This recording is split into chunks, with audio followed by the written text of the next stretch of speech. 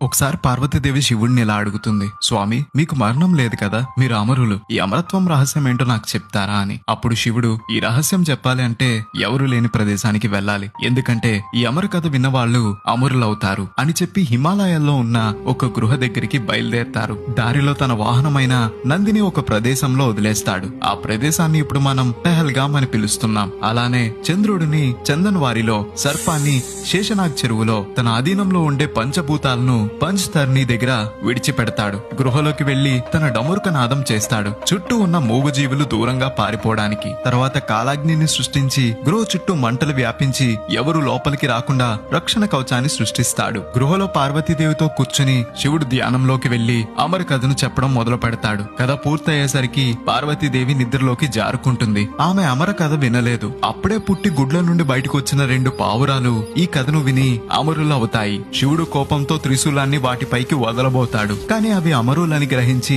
ఆగిపోతాడు. శివుడు అమర కథ చెప్పిన గృహాన్ని ఇప్పుడు మనం అమర్నాథ్ అని పిలుస్తున్నాం. ఇక్కడ మంచుతో స్వయంభుగా వెలిసిన హిమలింగం ఉంటుంది. నేను చెప్పిన ప్రదేశాలన్నీ అనంతనాగ్ డిస్ట్రిక్ట్, జమ్మూ కాశ్మీర్ లో ఉంటాయి. ఇవన్నీ అమర్నాథ్ యాత్రలో కవర్ అవుతాయి. ఇప్పటికీ ఆ పావురాలు ఆ గృహలోనే ఉన్నాయని నమ్ముతారు. ఈ అమర్నాథ్ యాత్ర ఎవరితో చేయాలనుకుంటున్నారో